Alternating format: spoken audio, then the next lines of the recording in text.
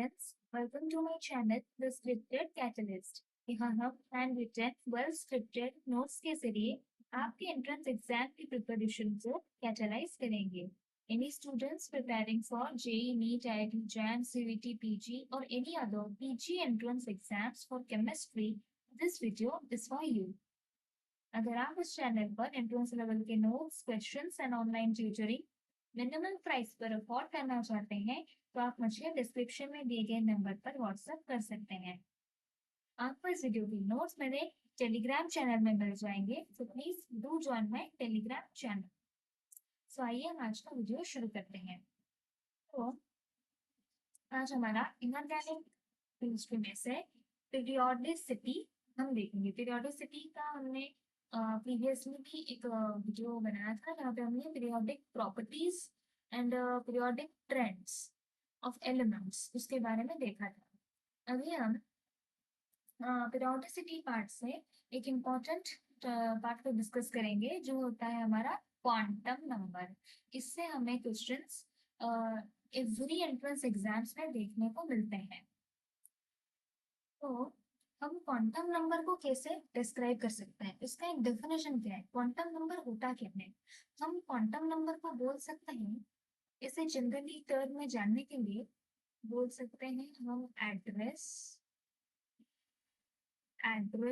Of an electron. एक electron का address, जैसे हर एक इंसान का एक एड्रेस होता है कि वो कहाँ रहता है, उसका घर का नंबर, कौन से स्ट्रीट में, फिर कौन से डिस्ट्रिक्ट में, कौन से स्टेट में. वैसे ही इलेक्ट्रॉन भी कहाँ प्रेजेंट है, उसका प्रेजेंस कहाँ पर है, वो जानने का वो जो एड्रेस कौन बताता है, क्वांटम नंबर्स. तो जैसे मैंने यहाँ पे मेंशन किया हुआ है, क्वांटम नंबर को हम बोल सकते हैं describe it's state and position of an electron. तो हम कैसे कैसे स्टेट से वो एड्रेस जैसा जान सकते हैं. पहले हम देखेंगे कि एन शेल जो होता है, शेल कौन से शेल में इलेक्ट्रॉन प्रेजेंट है. फिर शेल में आता है हमारा सब शेल जो हम एल से जानते हैं. यहाँ पे एन क्या है, प्रिंसिपल क्वांटम नंबर. एल है एजीम्यूथल क्वांटम जो हमें बताता है सबशेल के बारे में. फिर हम आते हैं ऑर्बिटल. सबशेल के अंडर आता है ऑर्बिटल. तो ऑर्बिटल हम कैसे पता चलता है, एम, ये होता है हमारा मैग्नेटिक क्वांटम नंबर. फिर हर एक ऑर्बिटल में हमें 2 इलेक्ट्रॉन देखने को मिलते हैं. तो वो 2 इलेक्ट्रॉन में से कौन से इलेक्ट्रॉन का स्पिन कौन सा है, कौन सा हाफ स्पिन है, क्या वो ए से है या फिर ए से है, प्लस हाफ है कि माइनस हाफ है, हम किस हिसाब से उसको पैरेलल एंटी पैरेलल उस हिसाब से बताएंगे. तो हमें वही एक इलेक्ट्रॉन, हम यहाँ पे समझ एक इलेक्ट्रॉन देखेंगे, उस एक इलेक्ट्रॉन का एड्रेस जिससे हमें पता चल गया उसका स्टेट, उसका पोजीशन. तो इससे हम वैसे ही क्वांटम नंबर से ऐसे ही बन के हम सारे एलिमेंट्स को in the periodic table define कर सकते हैं, उसके पोजीशन ऑफ इलेक्ट्रॉन्स. तो अभी हम इन्हीं ईच क्वांटम नंबर के बारे में जानेंगे. जो होता है हमारा, पहला आता है हमारा प्रिंसिपल क्वांटम नंबर जो होता है एन. तो एन हमें क्या बताता है, जैसे हमने पहले देखा शेल के बारे में कि इलेक्ट्रॉन कौन से शेल में प्रेजेंट है. तो उससे हमें डायरेक्टली जो क्वेश्चंस देखने को मिलते हैं उसी के कॉन्सेप्ट्स और क्वेश्चंस फॉर्मूलाज मैंने यहाँ पे मेंशन किया हुआ है. पहले हमें इन्हीं दोनों में से देखने को मिलते हैं. एनर्जी ऑफ सेल हमें पूछा जा सकता है या फिर रेडियस ऑफ ऑर्बिट हमें पूछा जा सकता है. हमें यहाँ पे ये चीज भी ध्यान में रखनी है कि एनर्जी ऑफ सेल जो होता है वो इनवर्सली प्रोपोर्शनल होता है टू दिस एन स्क्वायर. मतलब ये जो हमारा एन है, the principal quantum number, shell number जो इसे हम बोल सकते हैं, एन यहाँ पे हम बोल सकते हैं कि शेल नंबर, वो एनर्जी ऑफ द शेल के इनवर्सली प्रोपोर्शनल होता है. और energy of the shell atomic number, ये वाला है होता है हमारा एटॉमिक नंबर, एटॉमिक नंबर के डायरेक्टली प्रोपोर्शनल होता है क्या, energy of the shell. But radius of orbit R, वो उसमें एटॉमिक नंबर इनवर्सली प्रोपोर्शनल हो जाता है. और जो शेल नंबर है, और जो प्रिंसिपल क्वांटम नंबर एन है, वो डायरेक्टली प्रोपोर्शनल हो जाता है.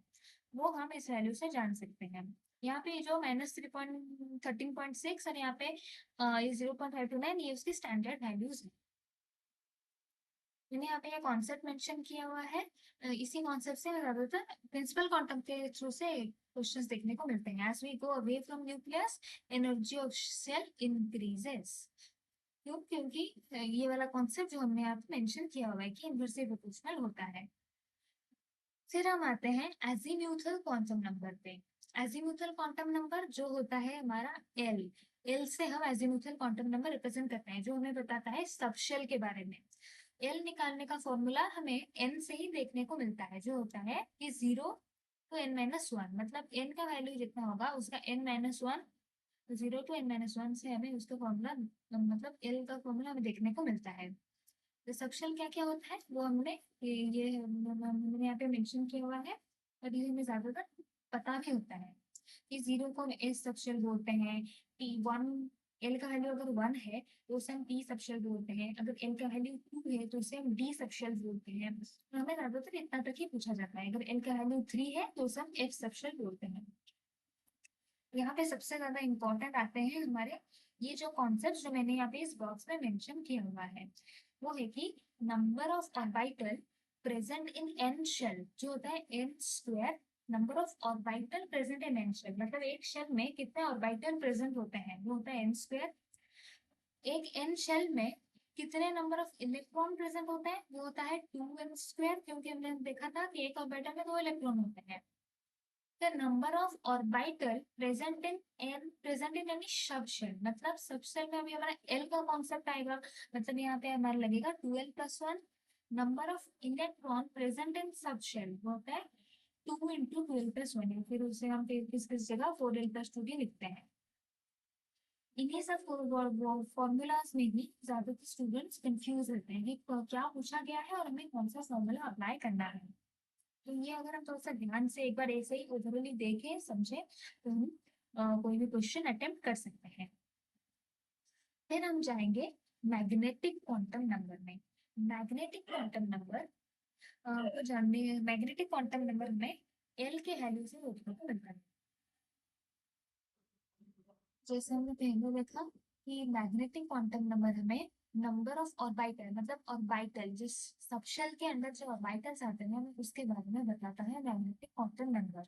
उसे हम जानते हैं -L to +L, मतलब अगर हमारा L का वैल्यू अगर 1 है, अगर हमारा L का वैल्यू, तो उससे हम पता लगा सकते हैं कि हमारा सबशेल का वैल्यू P है, तो P सबशेल में हमारा कितने ऑर्बिटल्स होंगे, मतलब -L to +L, मतलब -1, 0+1। तो हमें पी ऑर्बिटल में, सॉरी पी सबशेल में हमें 3 ऑर्बिटल्स देखने को मिलते हैं, तो हमें पता चलेगा कि 3 ऑर्बिटल्स हमें देखने को मिलते हैं। तो ऐसे ही हम मैग्नेटिक क्वांटम नंबर से ऑर्बिटल्स जान सकते हैं। फिर आता है स्पिन। तो हमें यहाँ पे जैसे 3 ऑर्बिटल देखने को मिले, तो हमें यहाँ पे बताएं कि एक ऑर्बिटल में हमारे पास 2 इलेक्ट्रॉन्स होते हैं। 2 इलेक्ट्रॉन का, वो किस इलेक्ट्रॉन का कौन सा स्पिन है वो हम इससे जानते हैं। तो वो स्पिन पॉसिबल होता है हमेशा, क्योंकि हमारे पास 2 इलेक्ट्रॉन होते हैं। तो अगर हम इसे ऊपर वाला करके लिखें तो +12, या फिर हम इसको नीचे वाला करके -12, हम इसको वाइस वर्सा भी कर सकते हैं। तो हमें +12 -12 ये 2 वैल्यूज ही ज्यादा स्क्रीन में रखने हैं। तो मैंने यहाँ पे ये पूरा मेंशन किया हुआ है कि किस हिसाब से हमें क्वेश्चंस देखने को मिलते हैं एग्जाम में।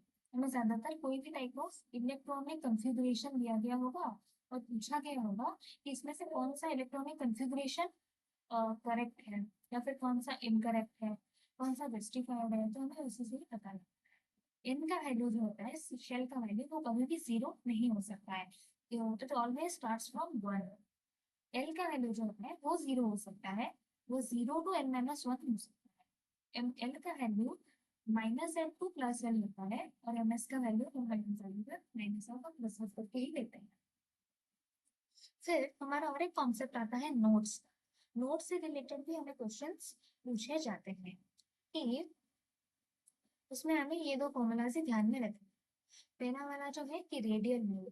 रेडियल मोड होता है कि एन जो हमने, जो शेल का नंबर है principal quantum number, L azimuthal quantum number, -L, n -L -1। तो हम रेडियल मोड इस वाले फॉर्मूला से निकाल सकते हैं।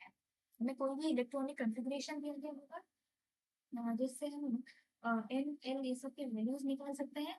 फिर हमें पूछना क्या होगा कि उसका रेडियल नोड क्या है, तो हम डायरेक्ट ये फॉर्मूला अप्लाई करके उसका रेडियल नोड निकाल सकते हैं। फिर एंगुलर नोड कैसे निकालेंगे? एंगुलर नोड हम निकालेंगे दैट इक्वल टू एल, वो कम्प्लीटली इक्वल टू एल ही होता है। और एक भी हमें कभी कभी देखने को मिलता है, वो होता है हमारा टोटल नोड। पूछना भी होगा इसका टोटल नोड क्या है। टोटल नोड मतलब हम बोल सकते हैं दोनों का एडिशन, जो हम डायरेक्टली भी याद रख सकते हैं कि n-1 होता है टोटल नोड। नोड जहाँ पे इलेक्ट्रॉन का प्रोबेबिलिटी जीरो रहता है। जैसे हमने हमें क्वांटम नंबर में देखा कि एक इलेक्ट्रॉन का एड्रेस एक इलेक्ट्रॉन का स्टेट ऑफ पोजीशन बताता है। नोड वो पोजीशन होता है जहाँ पे इलेक्ट्रॉन लीस्ट प्रेजेंट होते हैं या फिर प्रेजेंट नहीं होते हैं। तो वो हम कैसे निकालते हैं? इस फॉर्मूले से। हमें ज्यादातर अभी यहाँ पे सिर्फ फॉर्मूला बेस्ड जैसे हमें डायरेक्टली क्वेश्चन आएंगे उस पर हम फोकस कर रहे हैं। अगर आपको इसके भी डिटेल्ड नोट्स चाहिए तो आप मुझे व्हाट्सअप कर सकते हैं, मैं आपको सारे नोट्स प्रोवाइड कर सकती हूँ। तो अभी हम दूसरे कॉन्सेप्ट की तरफ जाएंगे। ये सारे रूल्स के बारे में हमें पता होना चाहिए। अगर हमें ये रूल्स पता होंगे तो हम यही क्वांटम नंबर के एप्लीकेशन बेस्ड क्वेश्चंस अच्छे से कर पाएंगे। हमें इस रूल्स ये सारे रूल्स से डायरेक्ट क्वेश्चंस देखने को नहीं मिलते हैं, पर ये सारे रूल्स का एप्लीकेशन ही हमारा क्वांटम नंबर सॉल्व करने में हमें हेल्पफुल रहेगा। तो पहला आता है हमारा अफबाउ रूल। अफबाउ रूल हमें हम बोल सकते हैं वो n+l रूल होता है। ये हमें इलेक्ट्रॉन का वो जो एनर्जी लेवल होता है उसके बारे में बताता है। Low energy subshell will be filled first, कि जिसका एनर्जी लो होगा वो सबसे पहले फिल होगा। किसका एनर्जी लो है वो हम कैसे जानेंगे? वही हम जानेंगे n+l रूल से। हम n जो हमारा वैल्यू दिया गया होगा हमें जो भी वो n मतलब प्रिंसिपल क्वांटम नंबर लेंगे, l और एजिमुथल क्वांटम नंबर लेंगे, मतलब उसका सबशेल का वैल्यू, वो दोनों वैल्यूज हम ऐड करेंगे। ये ज्यादातर ऐसे कंपैरिजन वाले क्वेश्चंस में हमें देखने को मिलता है। उसमें जो भी लोअर वैल्यू होगा वो लोअर वैल्यू पहले फिल होगा, उसमें इलेक्ट्रॉन्स पहले फिल होंगे। तो ये चीज हमें अफबाउ रूल बताता है। फिर लो वैल्यू ऑफ n+l अगर है तो low energy field first. n+l value अगर सेम है, अगर हमने दो इनको कंपैरिजन में दो n+l की वैल्यू निकाली और उन दोनों n+l के वैल्यू सेम है, तब क्या होगा? तब जिसका n का वैल्यू लो होगा वो पहले फेल होगा। ये चीज हमें अफबाउ रूल से पता चलता है। फिर आता है हमारा hunts rule of maximum multiplicity.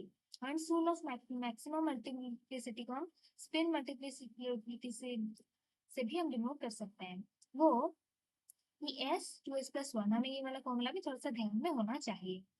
हमें हंट्स रूल से ये पता चलता है कि pairing of electron in a subshell cannot take place until all the orbitals of that subshell is singly occupied। हमने अफबाउ रूल में देखा कि n+l रूल के बारे में हमें बताया गया है, और हंट्स रूल में हमें जो मैग्नेटिक क्वांटम नंबर मतलब ऑर्बिटल्स उसके बारे में हमें जानने को मिलता है कि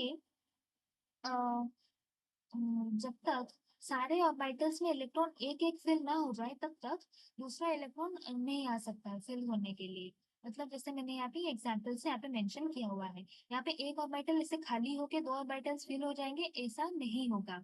ऐसे ही होगा कि सारे इलेक्ट्रॉन ऑर्बिटल्स में पहले एक एक इलेक्ट्रॉन्स आ जाएंगे, फिर जो उसके बाद इलेक्ट्रॉन्स आएंगे वो भी एक एक ऑर्बिटल में होते हुए ही आएंगे।